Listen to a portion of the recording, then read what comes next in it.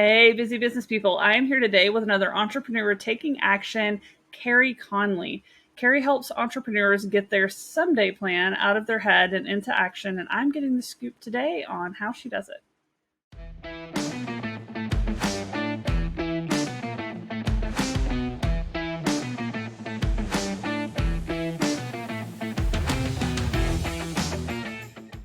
Okay, so before the episode, now you had mentioned that you have an exercise you use that helps people turn their someday plan into tangible goals that they can execute personally and professionally. Can you elaborate a little bit more on that? What does that mean? What does that look like? Well, so many people, Christina, especially entrepreneurs, are walking around with that someday plan. I also call it the hope and the wish and the prayer plan, where they're hoping things will happen, they're praying it happens, all that. And what I have found, especially with entrepreneurs, is that means they're usually running really expensive hobbies. They have no set monetizing goals with dates on things because they don't really have a vision of where they're going with dates on things. So in the exercise that I walk people through, I get them to write the vision very, very clearly in every area of their life, especially in their field, their career, their business. Because the more detailed it is, the better. And what I get them to do is put a target date on it. So the first thing they do when they sit down to write this is date it as if it's 3 years out from that date. And then right after they write that date, they write how old they will be. And then after that, they write the ages of their family members and close friends, people who are involved in their life, right? Because time and aging are non negotiable. Yeah. And when I get people to do that, it changes their perspective of everything. They're like, wow, okay, so I'm going to be like 37 years old or 52 or whatever, and my kids are going to be these ages. And they're starting to see a very clear picture of what they want their life to look like as if it is that day. So what it affects is the bottom line of their business and how they're operating it. I could see that. That makes a lot of sense because it's so easy to think in terms of like, oh, in 3 years I want to be doing this, and in 5 years I want to be doing this, in 10 years I want to be doing this. But then you look at something like, oh, well, in 3 years I'm going to be 45 or 50, or it's like, well, by the time I'm 50, I wanted to achieve this, and that Right. that doesn't match with what my 3 year Right. plan is. I can see where that would be really very powerful. Because I think we all have Yes. these moments, right, where it's like, I am way older than I feel like I am. Like, I'm 38, and I'm like, 40 felt like so far away when I was like a Right. baby business owner just getting started and looking at like the whole wide world ahead. Like, 40 so far. I've got plenty of time. And Yeah. then you're like, when did that sneak up on me? Where did that come? You know? Yeah. And see, I just turned 60 a few days ago. Oh, wow. Um, Happy belated and birthday. well, thank you. And 40 seems like it was just here yesterday. So I'm going to tell you, 3 years, blip on the radar, right? It's going to happen so, so fast. And what happens when people don't project out 3 years is it shows up on their doorstep and they look around going, okay, what just happened and how did we get here? And this is not how I wanted it to look, or we weren't prepared as a family for this, or, all the things. So what looking out does is it helps you get that picture so that you can reverse engineer a game plan, right? And again, in every area of your life, start thinking about what your fitness life looks like, your friends, your family, your field, your finances, all those things, so that when you come all the way down to every single day, you are super intentional about your daily actions. They either line up with the vision and the goals or they don't, Yep. I know we right? work with people mostly in like the marketing sales aspect of their businesses. And it's so true, even in there, because it's like, they'll be like, this is what I want to have happening in 3 months from a marketing perspective. I want this many leads. I want this much stuff. And it's like, okay, well, do you have this much time to spend with us to help make that happen? Like, we've got to get stuff out of Right. your head. We've got to, like, the strategy you wanted to do is not going to work in 3 months. I have to do something else that takes more time. And they're like, oh, well, no, I don't have any free time. Okay, well, how many clients do you really need? Well, I only need one or two. It's like they just, that lack of goals, like they really don't know. And Yes. it's like, people that are doing, I talk to new business owners all the time that are like, Mhm. I need to build this big marketing machine, and they only need like 10 clients or 5 clients, or it's like their first Mhm. 5 clients or their first 10 clients. And it's like, you don't need a big marketing machine. It's like Correct. being able to reverse engineer, this is where you want to go, and then back up into what it's going to Mhm. take to get there. it's easier and harder to get there at the same time. Do you ever find that Hmm. with people? Like, it's so Yes. simple, but yet it's so hard Yeah. at kind of the same time. They have to change their thinking so much. Well, what's happening here and what you're talking about, Christina, is people are putting the cart before the horse kind of thing, Yep. right? They don't need all of that if they aren't clear on the vision. And like you said, how many clients do you need? How much money do you need to make by when? It's just all so vague that what they're wanting is to have the machine do all the work for them, in essence. Yep. And when I got started officially speaking and coaching about 10 years ago, every client that I brought in came to me out of me networking and talking to people, me verbally talking to people about what I do, why I do it, what my services were, and whatnot. And so when I did hire a marketing team, I had already proven that I could do it. Right, I was making money, and I was really, really clear on the vision of where I was going and who I served. Yep. There's so much truth to Yes, that. Most people don't have that in place yet. And it's one of the things that cracks me up with most like marketing agencies is if you ask them how they get their clients, they'll say exactly what you just said. It's from networking, it's from speaking, it's from putting myself out there, talking to people, but right, that's not, they don't do that for their clients, which is crazy. We correct. do for our Yep. clients because I had that epiphany several years ago that it's like, why am I pitching and doing marketing services that I don't even really do myself because this works better. So Right, it's like right. it changed our whole model, which was really cool. Now I know the other flip side of it, like I keep diving into the entrepreneurial part, but the other flip side of what you help people with is the family aspect. Like, Right. you're raising two families, two babies at one time when you have a business and a family. So it's So like, true. how does that kind of, impact things? What are some challenges that Mhm. you see people, facing Yeah, on both sides? it's such a good question. As entrepreneurs, I just had another conversation with somebody a minute ago about this. We start doing our businesses because we're passionate about it, right? Mm-hmm. And we're excited in the beginning. It's a lot of fun. And then all of a sudden, it becomes our world, our everything. And what we start doing is living and breathing our businesses 24/7. And so we forget about our family, our friends, our health, all the other things that are important. And unfortunately, when you do that, everything suffers, including the business, because you're not showing up as your best self. Yeah. So we have to, in the vision, create that balance. So every day, I'm so clear on the things that I want inside every area of my life, Christina, that I assess, okay, what are three things that I need to work on today that need some attention? And sometimes those days are like yesterday, I left everything just the way it was here in my office and jumped in the car with my daughter, and we took my 2-year-old grandson to the zoo. For me, that was a huge goal for the day because that's important to me as his grandma, as my daughter's mom. It makes me a better person. Thus, it makes me stay balanced with loving my business and not letting it rule my world. Right? Yeah. And I think it's easy Yeah. to justify too because it's like as your business starts growing and it's not a side hustle anymore, it is your primary source of income. It's easy to say, well, spending this time in the business is what pays my bills. It's what pays for the future things that I want to do, those days off, those trips to the zoo, the fun things that we want to do. It's what enables those things. So like what if somebody's in that mindset where it's like, well, I have to do this, like what would you say to them? So we're not promised tomorrow, and that's the game we play. Is thinking, it's all right if I didn't go to the zoo today. We can do it tomorrow. I have had tragedy strike my life, Christina, twice. I've lost my husband to suicide almost 8 years ago. Oh And man. then 3 years later, lost my 26-year-old son to suicide.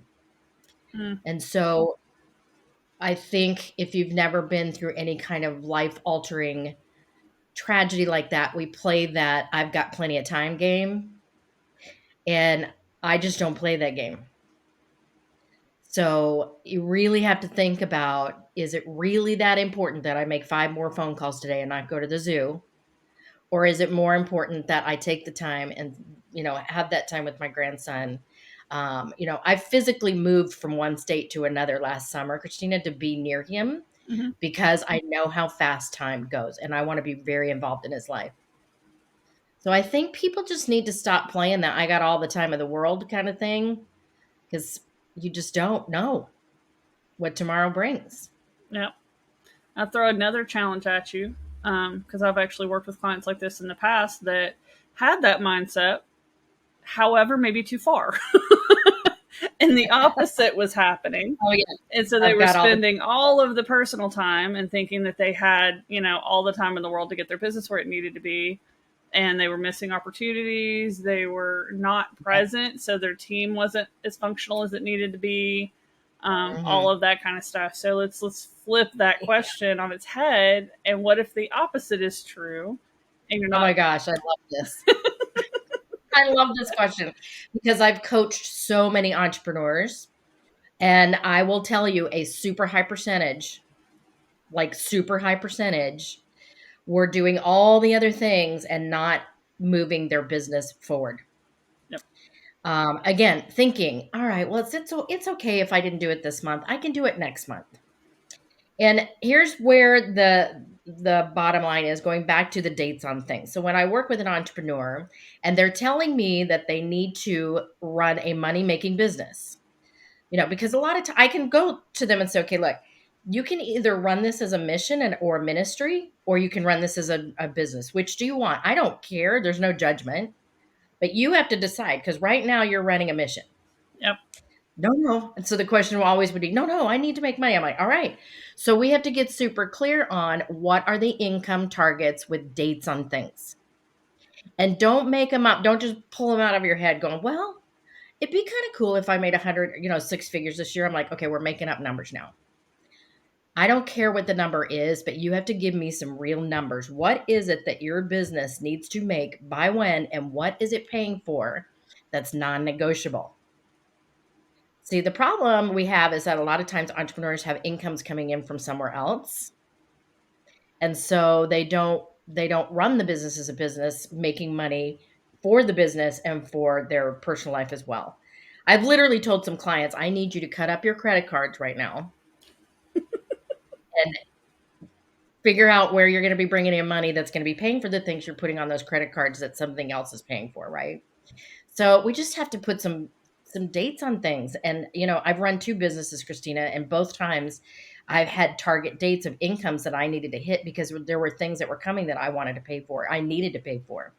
Yep. Big difference in running a mission. Yep. And it changes when you start hiring staff. I think that's where most people have the panic, right? Because they don't have the financial stability, they don't have the goals, they don't have the plans. And so when it comes Right. down to, okay, you've only got so many hours in a day, choices, you're either not going to make more money, like this is your cap, this is it. And you really need to Right. be making less because you're selling your time for money and you're out of time. You need to go spend it with your family. So you're going to have to make less or you have to hire. You have to hire. And when you do that, Yes. another person's livelihood is in your hands. Right. And a lot that's terrifying to me, as many business owners as I've met and worked with over the years, how many of them that have other human beings' lives in their hands and they have no idea Mm. what they're doing. Wow. There's no financial Yeah. targets, there's no goals, there's no, and it's like, ooh, that's painful. We need to fix Yeah. that. Um, I think Mhm. the other issue I run into, maybe you've got some advice you can speak to on this one, is again priorities, right? I feel like the other two questions were kind of priorities, but the other thing Yeah. that we have is, okay, well now I want to do all of the things. I want to do all of the business things. I want to do all of the personal things. I want to do all of the things. How do Right. you choose? How do you know what's going to get you towards the goals? Hmm. Well, again, I every day I assess the day and what I know needs some attention. Um, some days it's just full on, okay, my business today is a top priority. I've got I've got something coming up that needs full on attention. And so today it's just, all about doing what I need to do inside my business. And I talk to people about doing the income producing activities versus the non income producing activities. Um, income producing activities is bringing in clients and bringing in the revenue. Non-income producing activities are things like setting up your PayPal account, setting up your files in your office. People just need some discernment there, right? And then some days, like yesterday, I just needed that break to spend some time with their family. That was priority for me. So every day it's a check and balance kind of thing, Christina, right? Mm-hmm. Um, and I don't think enough people. So one of the things that I do every single day, and I have for years, is the first hour of my day I spend in quiet time.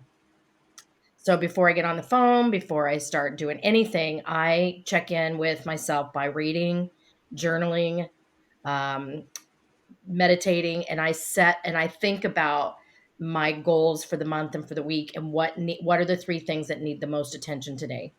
And then I time block it on my calendar. I'm a big time blocker. It's another thing I teach a lot of people. um, and that's what the priorities become. I love that you have something actionable there, like that time with yourself in the mornings and then the time blocking. I hear that a lot from people that are successful. I cannot Yes. do it to save my life. I have tried. I don't know what it is, but it just doesn't work for me. I can do the planning at night. That was one trick. And everybody's like, oh, no, that's a terrible way to end your day because it gets your brain going. I'm like, for me, it gets it out of my brain and Yeah. gives me permission to stop thinking about it. So for Yeah. me, I have to do it at night, and that works for me. Time blocking still does not work. I'm trying. Mm. I try. I've got somebody that's working with me on that, and That's yeah, good. I'm so Yeah. bad at time blocking. It's So hard for people who are super creative. yeah, and when you've got a team and when you've got clients, I think one of the biggest things that helped me is we have two people that manage our clients now, Mm. and we've gotten them trained and successful enough, and it's terrifying to put someone else in charge of your client relationships. But now I'm just managing my team. So instead of like 20, 30 people, like, hey, do you got 5 minutes? I only have a couple of people saying, do you got 5 minutes throughout the day? So that's Mm. helped drastically. Yeah. But yeah, it's definitely a, like, do you have any advice for people that are time blocking or trying to gain more control over their schedules? Maybe if they're not time blocking, just your Yeah. schedule, your calendar rules your day, and you're at war with Father Time all day long. Like, what tips would you have there? Well, I do know that there are two types of people in the world. There are people who cannot feel an hour pass to save their life, right? They just don't feel time moving, and so 2 or 3 hours will go by and they'll think, "Oh my gosh, like what just happened and where did that go?" And then there are other people that can feel time passing. I happen to be one of those people just because I think I've time blocked my schedule for so long that it's just internal, right? So if you are somebody that doesn't feel the time passing, one, you definitely need to use some sort of a calendar tool, whether that's digital or paper or whatever, but you know, and literally block the time. So when I started my first business, I had two babies at home.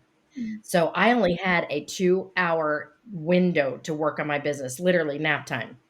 So that block right there was only used for building my business. So I didn't take calls from my mother. I would tell her I'd call you later. So you have to just get really committed to that block, and you stay focused on whatever it is you block there. I highly recommend people, especially if they can't feel the time passing, is to set your timer on your phone to go off every hour Mm-hmm. so that you do look up from what you're doing and stop and say, okay, what is the best use of my next 60 minutes? Yep. Right. That And hack has then if actually you, worked for me. I have the grandfather clock thing on my phone, and I did that for a little while, and then I got this little dude, yeah, and it's like it has a little, like, you can see it. it's an egg timer. Yeah. Yes. So one of the coolest things that this did for me was I didn't space out before a meeting, because, like, you always have that like 10-15 minutes where it's like I've got a Yes. call coming up, and you're like, what do I do with 10-15 minutes that I don't get lost? And like you start checking your emails and you're like, crap, I'm like 10 minutes late. This little guy helped me Yes. with that kind of stuff. I think I'm definitely in a don't feel time passing block. Yeah. And it is hard. It's hard. It's a habit that you just have to develop. And I wish that I could tell entrepreneurs that, it's all right. It's not that big a deal. It's a big deal. It affects everything. Yep. So yeah, Yeah, you pay end up attention with to a the smart lot of one. that whole like, where did the day go? Where did the week go? Holy crap, it's already Friday. When did that happen? Or Yeah. even like, where did this entire year go? How are we halfway through May right now? Like, Yeah. what is going on? It's true. Yep. It's so true. Yep. Yeah. That's how quickly time Yeah. can sneak up on you on like a daily, weekly, monthly, yearly basis. Is it just it's there before you know it. I think you've Yeah. shared a lot of really great tips, and I know we're coming up on our time here. Tell us a little bit about you. So, like, where does someone find you? What does working with you look like? Who do you like to work with? Yeah. Thank you for asking. I have a website. It's just my name, careyconley.com. Mm. I do have a couple of books on Amazon. One is called Vision is Victory, which is a workbook that people can take and actually write their vision like they've never done before.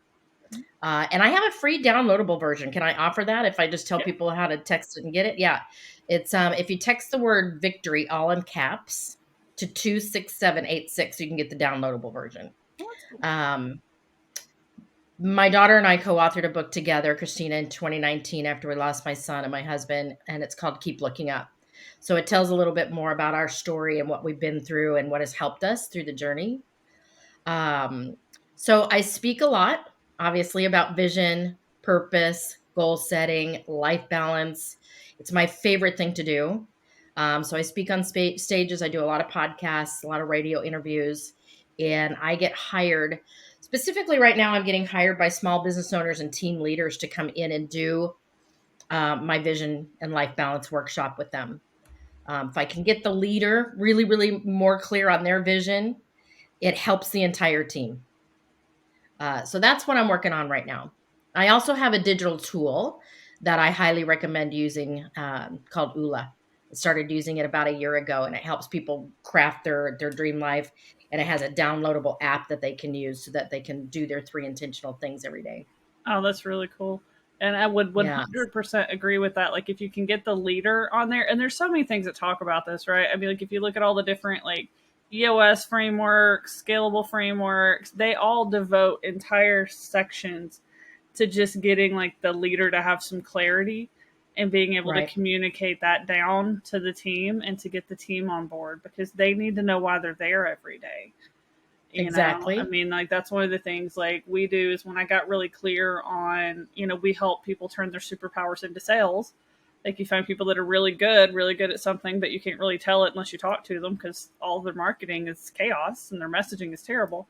We help them fix all of that, and it literally changes their life. And it's like once I was able to like articulate that to my team, it was like, well, everything changed. They even pushed back and kept me corralled a little bit better when I had like ideas like, hey, I want to do this. And they're like, but that doesn't serve our clients and the mission that we're trying to do for them. And I'm like, Right. They yeah. get the culture. Yes. And it's like, so they hold me back, which is good because, we have like entrepreneurial ADD sometimes where it's like we have too many Yeah, ideas. Like, there's no shortage of ideas whenever you're an there is not. entrepreneur. Like, there's a lot of Yeah. people with a lot of really effective marketing to give us new ideas all the time. And that's why I love a Right. lot of this conversations around what's your vision, what are you focused on? So I think this has been really great. I Yeah. love the resources that you shared with everybody, and I think it's so powerful for someone to consider bringing you in. So I'm glad that I get to amplify your message and shine the spotlight on you a little bit because I think what you do is so important. So thank you so much Thank for coming you. on. Well, thanks for having me. This has been fun. Yeah, definitely. Guys listening, this is your call to take action. Definitely reach out, check in with Carey, go get the book. Definitely go get the book and check out our website. I think there's so much value to that. And until next time, everybody, bye.